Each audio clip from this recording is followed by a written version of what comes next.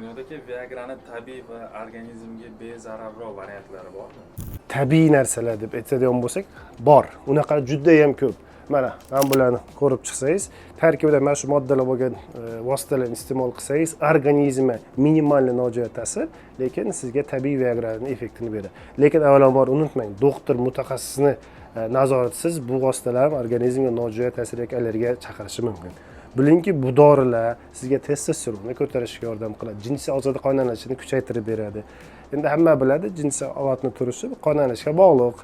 Bundan tashqari shamollash, prostatit va o'shanga o'xshagan muammolardan ta'sir qilishi isbotlangan.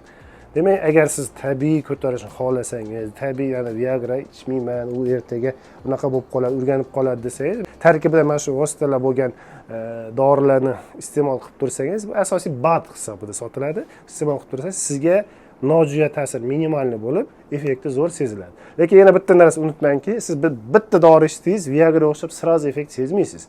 2-3 hafta ichib turish tavsiya qilinadi. Hamma joyda birinchi bo'lishni xohlasangiz mana yo'li. Bundan ortiq nima kerak yana?